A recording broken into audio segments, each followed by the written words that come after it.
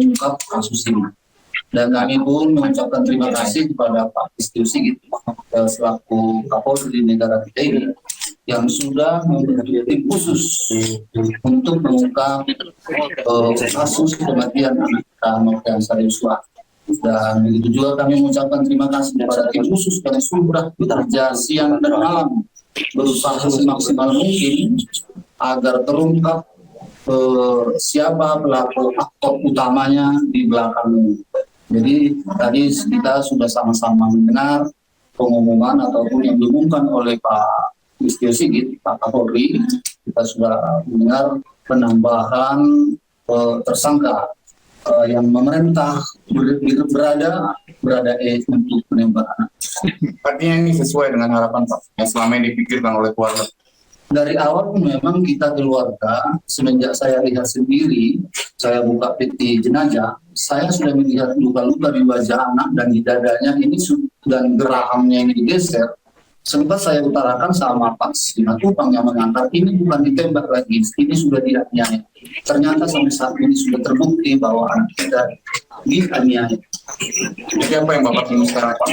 Kita menunggu, kami keluarga menunggu keadilan. Akhirnya di negara kita ini berjalan hukum yang berlaku sesuai. Usai penetapan Irjen Verdi Sambo sebagai tersangka, kita akan mengunjungi Makobrimob dan juga Bareskrim Polri pasca penetapan tersebut untuk mengetahui bagaimana situasi terkini di sana bersama rekan kami Vito Erlangga di Makobrimob Kelapa II Depok dan juga ada rekan kami Nadia Valeri di Bareskrim Polri. Yang pertama kita akan pantau terlebih dahulu bersama rekan Vito di Makobrimob. Vito, bagaimana kondisi Makobrimob? Apakah penjagaan keamanan diperketat? Ya, baik Data Wilson dan pemirsa dapat kami laporkan pasca penetapan Verdi Sambo, mantan Kadif Propam Polri sebagai tersangka dalam kasus penembakan Brigadir J. Suasana terkini di Makobrimob Kelapa II Depok, Jawa Barat saat ini pengamanan masih terpantau kondusif dan berdasarkan pemantauan kami sejak pukul 8 pagi hari tadi, sejumlah petugas nampak berjaga menggunakan laras panjang di area pintu masuk menuju Makobrimob Kelapa II dan selain itu juga beberapa kendaraan taktis nampak disiagakan di depan akses pintu masuk atau di pintu gerbang Makobrimob. Dan jika kami bandingkan kondisinya dengan pagi hari tadi, pada siang hari ini nampaknya ada penambahan 1 unit barakuda dan 1 unit kendaraan roda 2, kendaraan taktis roda 2 yang terparkir di depan pintu masuk Makobrimob. Dan hingga saat ini kami belum mengetahui maksud dari penambahan kendaraan taktis yang diparkirkan di depan Makobrimob, akan tetapi hingga saat ini untuk proses pengamanan di Makobrimob masih berjalan kondusif seperti hari-hari sebelumnya. Dan selain itu kami juga tidak melihat adanya banyaknya kendaraan yang keluar masuk di area Makobrimob, namun beberapa kendaraan yang masuk ataupun orang yang masuk menuju Makobrimob ini tidak luput dari pemeriksaan petugas yang berjaga di area pintu masuk. Selain itu, berdasarkan informasi yang kami terima dari Irwasum Polri, Komjen Pol Agung Budi, pada hari ini tercatat ada 3 orang jenderal yang dilakukan penahanan khusus di Makobrimob.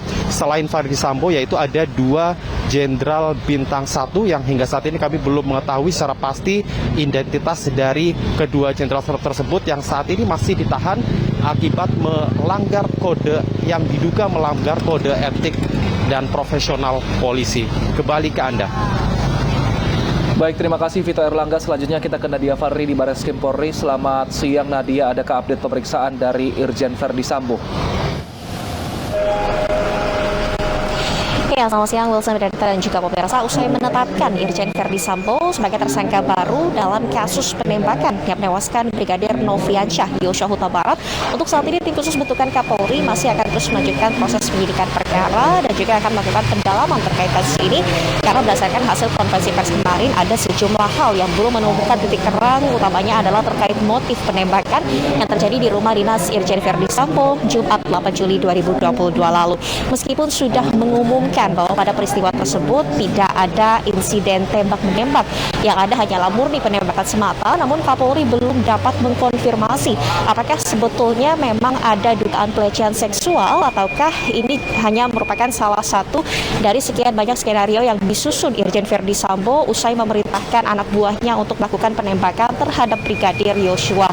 Namun pada konferensi pers Selasa malam tadi, Kapolri juga mengumumkan bahwa untuk menemukan titik terang terkait apa sebetulnya motif pembunuhan, tentunya juga tim khusus akan melanjutkan pemeriksaan dengan memanggil Putri Chandrawati, istri dari mantan Kadif Propam Polri Irjen Verdi Sambo yang menjadi saksi kunci dalam perkara ini dan juga yang bisa membuktikan apakah memang betul ada insiden pelecehan seksual yang dilakukan Brigadir Yosua ataukah ini merupakan salah satu dari sekian skenario.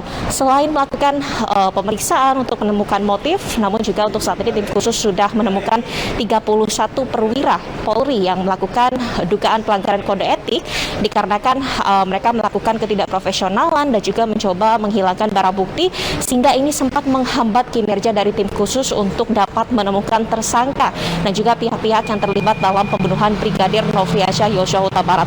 Tentunya hal ini juga akan terus didalami oleh tim khusus maksud kami agar dapat terungkap apakah memang perwira Polri yang melakukan ketidakprofesionalan ini berdasarkan perintah ataukah bekerja sendiri. Ya, kembali ke studio Wilson Benedetta. Baik, terima kasih Nadia Valeri dari Bareskrim Polri. Sebelumnya ada Vito Erlangga. Selamat bertugas kembali rekan-rekan. Pemirsa, Irjen Verdi Sambo termasuk perwira tinggi yang karirnya moncer. Pria kelahiran Baru, Sulawesi Selatan pada 19 Februari 1973 merupakan lulusan Akademi Kepolisian tahun 1994 yang sudah memperoleh bintang 2. Sejak 16 November 2020. Sebelumnya menjabat Dirtipidum Bareskrim Polri sejak tahun 2019 hingga 2020. Sambo juga sempat menjabat Koordinator Staf Pribadi Pimpinan Polri tahun 2018 hingga 2019. Jabatan teritorial dijalani Sambo pada tahun 2013 hingga 2015 saat menjabat sebagai Kapolres Brebes. Pemirsa, tim khusus menggeledah rumah mertua Verdi Sambo di Jalan Bangka 11, Jakarta Selatan. Penyidik menyita 6 barang yang berupa pakaian dan juga sepatu dari rumah mertua Verdi.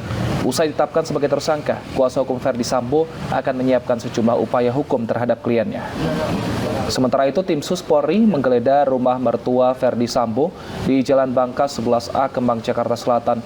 Penggeledahan digelar sejak pukul 4 sore kemarin.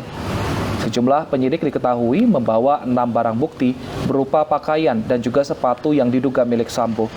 Kuasa hukum Verdi, Irwan Irawan, yang turut hadir dalam penggeledahan akan menyiapkan sejumlah upaya hukum terhadap kliennya.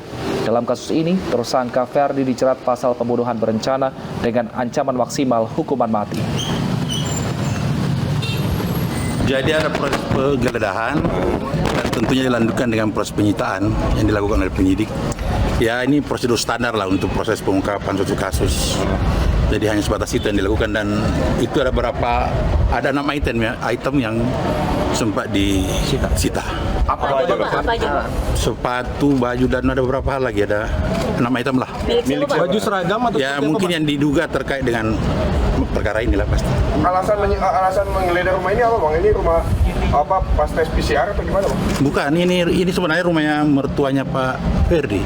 Nah, jadi tapi ada kunjungan sebelum dia datang ke ya pasti namanya juga mertua kan pasti. Ada beberapa dia mungkin berkunjung ke sini dan sebagainya dan memang yang diduga terkait dengan peristiwa yang ada tentu penyidik melakukan pengembangan lah gitu ya. Abang, tadi kan disebutkan sepatu dan pakaian yang disita, Bang. Apakah itu pakaian? Pemirsa, sudah bergabung bersama kami pengacara Baradae Deolipa Yumara dan Ketua Lembaga Perlindungan Saksi dan Korban Hasto Atmojo Suroyo. Kita ke Bang Deolipa terlebih dahulu. Bang Deolipa, kami mengucapkan apresiasi kepada Anda yang menyatakan bahwa klien Anda ini merupakan orang yang disuruh untuk menembak Brigadir Yosua. Tapi Anda melihatnya kasus ini setelah penetapan tersangka Irjen Verdi Sambo, apakah ini Anda menilainya ini bisa meringankan hukuman yang diberikan kepada klien Anda, Bang Deo? Ya, otomatis bisa meringankan ya. Mudah-mudahan meringankan. Tapi harapan kami bukan cuma meringankan, tapi bisa membuat Barada ini lepas dari hukuman. Ini yang paling penting. karena dia diperintah dalam struktur ini ya, kepangkatan ya. Jadi dia anak buah diperintah oleh komandan. Dan dia adalah anggota BRIMOB. Tentunya dia sangat loyal atas perintah. Apalagi perintah ini perintah dari BKO-nya kan. Jadi harapan kami dia lepas dari hukuman. Baik, pada saat diperintahkan oleh atasannya tersebut, apakah Baradae ini sempat melakukan penolakan atau perlawanan terlebih dahulu? Begini, ada persoalan psikologis ketika diperintah oleh jenderal, siapapun anggota polisi yang angkat di bawah itu pasti takut dan pasti siap langsung. Siap dan ekspresi siap ini tentunya masuk ke kepala, pikiran langsung bergerak kan begitu kan. Apalagi nggak cuma perintah, ada rasa takut juga oleh dia kan. Kalau dia nggak melaksanakan perintah, bisa jadi dia yang ditembak, bisa jadi dia yang mati juga. Karena itu sudah menjadi satu kesatuan keadaan kan. Tiba-tiba dia nggak nembak. Brigadir Sambo marah-marah ke dia. Brigadir Sambo, Jenderal Sambo nembak si Yosua. Dia jadi saksi. Daripada jadi saksi kan pasti ditembak aja dia juga sekalian. Mati dua-duanya kan. Itu yang memang berbahaya. Makanya ada rasa takut itu. Makanya pasti karena perintah dan rasa takut dan takut mati juga. Apalagi dia punya pacar, pengen hidup panjang dan mati. Ya sudahlah. Ya sudah tembak aja gitu. Berarti secara psikologis ketakutan dan memang secara institusi menurut gitu ya kepada atasan ya? Iya, menurut. Oke, saya ke Bang Hasto. Bang Hasto, bagaimana hasil asesmen terbaru terkait dengan pemeriksaan Ibu PC sendiri? Dengan Ibu PC belum bisa dilakukan permintaan keterangan apapun, Mbak. Jadi kemarin tim kami bertemu dengan Ibu PC ini, tetapi yang bersangkutan tetap tidak bisa memberikan keterangan. Bahkan ketika psikolog maupun psikiater yang bersama kami ke sana, sebagai tim LPSK, mengajukan beberapa pertanyaan gitu ya, berdasarkan teori-teori mereka lah, itu juga tidak direspon. Dan ketika ditawarkan apakah wawancara bisa dilakukan melalui tulisan, itu juga tidak direspon. Jadi untuk sementara kami sampai pada penilaian memang barangkali Ibu Putri ini tidak memerlukan perlindungan sebenarnya. Baik, artinya LPSK saat ini masih menunggu kalau untuk Ibu PC ini ya terkait dengan psikologisnya, jika nanti mungkin membutuhkan baru menghubungi seperti itu ya Pak Hasto ya? Ini kan sebenarnya sudah lewat waktu ya. Betul. Jadi kami akan segera putuskan dalam rapat paripurna. Jadi kami sedang menunggu risalah yang disusun oleh tim penelaah yang melakukan investigasi maupun assessment. Dan kami atas dasar itu kemudian nanti akan putuskan. Dan di dalam putusan itu, seandainya kami tidak bisa memberikan perlindungan, tetap kami akan berikan rekomendasi. Rekomendasi itu paling tidak ditujukan pada Ibu P sendiri sebagai pemohon, kepada pengacaranya maupun kepada aparat penegak hukum berkaitan dengan laporan Ibu P ini. Baik, berarti hingga saat ini masih terus dikaji dan dilakukan asesmen. Saya kembali ke Bang Deo Lipa. Bang Deo, ada pernyataan menarik dari Pak Mahfud MD bahwa Baradae ini harus dilindungi dari racun ataupun motif apapun, karena pada pertama kali adalah orang yang mengungkap kasus ini secara terang benderang. Bagaimana perlindungannya hingga saat ini, Bang? Saya nih pertanyaannya. Betul, Bapak. Oke, saat ini kan dia di bawah perlindungan Bareskrim. Sebelum masuk ke LPSK, tentunya sekarang ini dia di bawah perlindungan Bareskrim. Saya yakin dengan Bareskrim, dengan penyidik-penyidiknya baik semua. Mereka orang-orang yang secara proporsional polisi mereka yang paling baik lah menurut saya di penyidikan di Bareskrim ini kan. Jadi penanganan terhadap tersangka juga ya baik lah. Jadi saya juga merasa aman. Tentunya si tersangka aman, saya pun merasa aman dan nyaman. Makanya saya tidak ngapa-ngapain di Bareskrim, karena saya sudah melihat situasinya. Oh, begini pengamanannya sangat aman sekali. Dan klien kami pun senang di sana itu kan, dia nyaman lah. Setelah lepas dari semuanya kan dia nyaman gitu. Nah, tapi ada dua posisi lembaga yang memang berwenang untuk mengamankan klien kami ini. Yang pertama adalah Bareskrim sebagai lembaga penyidik, yang kedua adalah LPSK sebagai lembaga pelindung. Nah, kita minta ke LPSK juga supaya makin kuat ini pengamanannya. Karena takut dia, seperti kata Pak Mahfud MD, takut diracun oleh pihak lain atau apa. Nah, kita nggak tahu kan, takut ada kelengahan itu. Jadi, memang tetap kita meminta ke LPSK supaya dimohonkanlah, supaya cepat-cepatlah ini kawan kita ini, Pak Baradae ini, diselamatkanlah dalam lindungan LPSK. Baik, Pak Hasto, kalau meminta perlindungan dari LPSK, apakah memang harus ada orang yang datang ke LPSK untuk meminta perlindungan atau bisa secara jemput bola seperti itu LPSK yang kemudian datang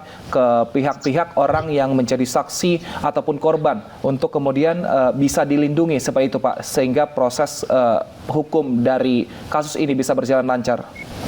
Dua-duanya bisa dilakukan, Mas. Jadi ada yang pemohon itu datang ke LPSK, itu saksi maupun korban langsungnya, baik itu juga bisa diwakili oleh keluarga, oleh pengacara maupun pendampingnya, tetapi juga bisa direkomendasikan oleh aparat penegak hukum maupun instansi yang sering menangani perkara-perkara misalnya kekerasan seksual pada perempuan dan anak gitu ya. Itu kan banyak instansi yang menangani ya, baik di pusat maupun di daerah. Itu bisa merekomendasikan pada LPSK untuk memberikan perlindungan pada saksi atau korban. Baik, Bang Hasto menanggapi dengan permintaan dan juga harapan dari Bang Deolipa tadi bagaimana adanya perlindungan terhadap Baradae? Kalau kami kan sudah sejak awal memprediksikan dan mengantisipasi, bahkan sudah kami sampaikan lebih dulu kepada Baradae ini, karena kami melihat potensi yang bersangkutan ini menjadi tersangka sangat besar. Kami sampaikan bahwa kalaupun menjadi tersangka masih bisa menjadi terlindung LPSK sebagai justice kolaborator asal memenuhi syarat-syarat tertentu dan ada permohonan ya. Nah, kemarin Pak Deolipa ini bersama rekannya kan sudah ke LPSK untuk mengajukan permohonan perlindungan sebagai justice kolaborator kepada Baradae ini. Dan kemarin kemudian kami berkoordinasi dengan Bareskrim yang saat ini memang sedang melakukan penahanan terhadap Baradae karena sedang melakukan penyidikan ya. Jadi kami datang ke sana, tetapi sayangnya belum bisa ketemu Baradae. Kami memaklumi barangkali karena intensitas penyidikan yang sering dilakukan oleh Bareskrim belum memungkinkan kami bisa bertemu dengan Baradae. Tetapi tentu saja kami harus bertemu langsung dengan Baradae untuk memastikan bahwa betul-betul yang bersangkutan ini bersedia menjadi justice kolaborator. Baik. Dan kami akan memastikan apakah yang bersangkutan memenuhi syarat sebagai justice kolaborator. Baik, saya ke Bang Deolipa. Bang Deo, berarti ada 2 berkas yang akan disiapkan, berkas untuk pengurangan ancaman hukuman dan juga untuk menjadi justice kolaborator. Bagaimana kesiapan dari tim kuasa hukum, Bang? Jadi pengurangan hukuman atau ini adanya di pengadilan ya, di persidangan ya. Jadi Iya, kita betul, nanti setelah P21. Pembelaan pledoi di persidangan supaya paling enggak pengurangan hukuman atau maksimal lepas dari jerat hukum. Yang kedua, untuk yang LPSK memang kami sudah mengajukan permohonan, jadi ya itu aja kita tunggu. Harapan kami Pak Ketua LPSK ya mengertilah keadaan klien kami. Iya, kami sangat memahami. Oke, tadi Pak Hasto juga mengatakan ingin bertemu langsung dengan Baradae. Bagaimana ini Bang Deolipa? Ya memang harus begitu. Begini, asesmen itu, penilaian psikologi itu penting kepada Baradae yang dilakukan oleh LPSK. Asesmen penilaian kemudian menilai jiwanya si Baradae ini, apakah dia berbicara jujur, berbicara benar, itu dinilai dulu. Kalau dia berbicara tidak benar ya sudah jangan dilindungi. Tapi kalau dia secara psikologis kejiwaan dia berbicara jujur dan benar ya ini wajib. Dia bersedia nggak bersedia pun wajib dilindungi karena dia saksi kunci. Takutnya ada apa-apa, daripada nggak dilindungi dia mati diracun orang seperti kata Pak Mahfud. Ya kan mending dilindungi aja. Begitu. Oke, Bang Deo, saya masih belum menemukan jawaban pasti terkait motifnya karena kemarin Pak Mahfud ini bilang bahwa motifnya hanya boleh didengar oleh orang dewasa. Ini dari sisi Anda sendiri bagaimana? Saya Publik juga bertanya berani. ini. Saya nggak berani bicara motif, tapi kalau dari Baradae tidak punya motif membunuh. Dia sama si almarhum Joshua itu hubungan kekerabatan persaudaraannya dekat, pertemanan, persahabatan itu dekat sekali. Terbukti dari bagaimana dia berkirim surat itu kan dekat sekali hubungannya. Dan dia cerita juga hubungannya dekat sekali. Bagaimana ya seorang teman dekat membunuh teman dekat lainnya? Ya di hadapan atas dasar perintah. Perasaannya bagaimana coba? Suruh membunuh, menembak, tapi teman dekat yang ditembak nih. Oke, sahabat sendiri. Sahabat sendiri. Baik, kita nantikan seperti apa jalannya kasus ini dan kita nantikan juga seperti apa dari pihak kuasa hukum untuk menjadikan Baradae menjadi justice kolaborator. Terima kasih Bang Deoli Payumara, pengacara Baradae, dan juga terima kasih Pak Hasto Atmojo, Ketua LPSK, telah bergabung bersama kami di iNews Siang. Sehat selalu. Telah memutuskan untuk menetapkan Saudara FS sebagai tersangka.